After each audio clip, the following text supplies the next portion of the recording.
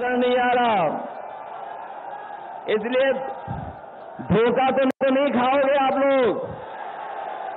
अब इन पे कोई रास्ता नहीं बचा है। अब इन पे रास्ता है कि किसी को मना लो, किसी को कुछ कर दो, ये भी लगे हुए हैं। आपने देखा होगा चंडीगढ़ में कैसे पकड़े गए ये वोट की चोरी करते हुए। याद है आपको? नहीं याद है? बताओ, मणिपुर में इन्होंने महिलाओं को अपमानित किया कि नहीं किया? और इसलिए हम कहना चाहते हैं कि अगर बूथ पर आपको जाने से रोके, रुक तो नहीं जाओगे आप लोग? ऐसा तो नहीं कि अगर बूथ पे आपको रोके तो रुक जाओगे आप पूरा वोट डालोगे? पूरा वोट डालना है आपको इस बार, तभी परिवर्तन आएगा। इसलिए हम आपसे अपील करना चाहते हैं कि जहां ये चुनाव हमारे आपके भविष्य का तो है ही है, लेकिन ये चुनाव हमारे आने वाली पीढ़ी के भविष्य का भी चुनाव है। ये लोग जो सत्ता में 400 पार का नारा दे रहे थे, वो संविधान बदलना चाहते थे, लेकिन जो बहुजन समाज के लोग हैं और हम समाजवादी लोगों ने संकल्प लिया है कि जो संविधान बदलने को निकले हैं उन सबको हम लोग बदलने का काम करेंगे। आप देख लेना, बड़ी बड़ी होर्डिंग जो लगाई दिल्ली वालों ने, उसमें से तो बहुत सारे लोग पहले ही गायब हो गए, कोई दिखाई नहीं दे रहा है, सब गायब हो गए। इसलिए जहां ये हमारे आपके भविष्य का और आने वाली पीढ़ी के भविष्य का चुनाव है, वहीं ये संविधान बचाने का भी चुनाव है। एक तरफ वो लोग हैं जो संविधान को बदलना चाहते हैं, दूसरी तरफ हम सब लोग हैं जो मिलकर के संविधान बचाना चाहते हैं। ये संविधान रहेगा तो हमें आपको अधिकार मिलेंगे, ये संविधान रहेगा तो हमें न्याय मिलेगा। यही संविधान है जो हमें आरक्षण दिलाता है। यही बाबा साहब भीमराव अम्बेडकर जी का संविधान हमारे और आपके लिए संजीवनी है, संजीवनी।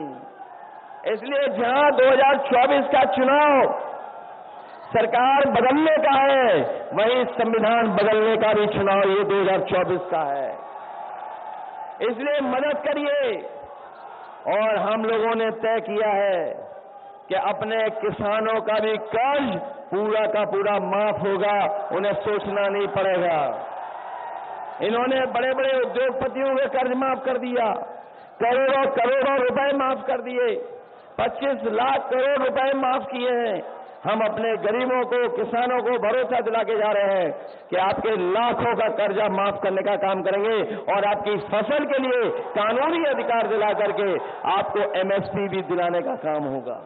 जहां एमएसपी दिलाएंगे किसानों को, वहीं हमारी माताओं बहनों को याद होगा, हम लोगों ने कभी 500 रुपए उन्हें पेंशन देने का काम शुरू किया था। उसके बाद कन्या विद्याधन दे रहे थे 30,000 रुपए।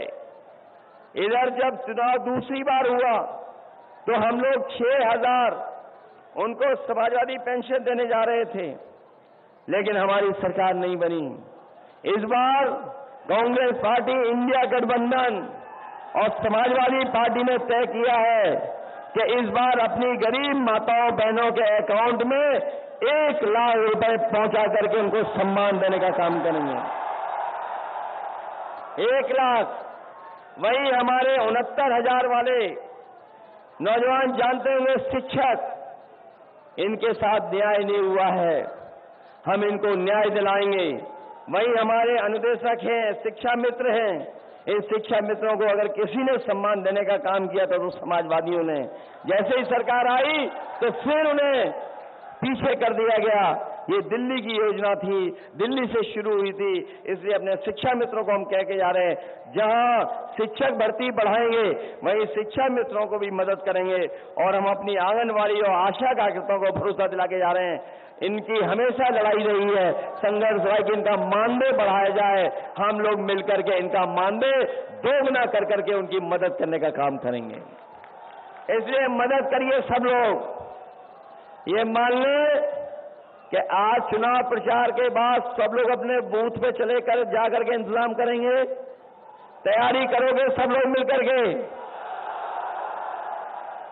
मैं जानता हूं डॉक्टर एसपी पटेल जी ने बहुत मेहनत की है, कोशिश बहुत की सब लोगों से मिलने।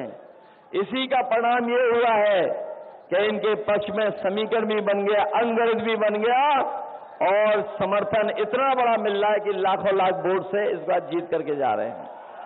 मैं एक बार फिर जिन दलों ने हमारा साथ देने का काम फैसला लिया है, मैं सभी दलों का धन्यवाद देता हूं और आभार भी प्रकट करता हूं कि इस लड़ाई में जहां पर हम लोग अपना संविधान बचाने के लिए निकल पड़े हैं, हमें पूरा भरोसा है कि जब इतना बड़ा हमें समर्थन मिला है तो आपका संविधान भी बचेगा और दिल्ली की सरकार भी हट जाएगी। इसलिए मदद करिए और इन्हें ऐतिहासिक वोटों से जिता करके भेज दो। बोलो, जिताओगे आप सब लोग? बहुत बहुत धन्यवाद सबका। तो प्रतापगढ़ से अखिलेश यादव को आप सुन रहे थे। लगातार चुनावी प्रचार में तमाम पार्टियों के दिग्गज नेता जुटे हुए हैं और ये तस्वीरें भी आपको दिखा रहे हैं मंच से। तो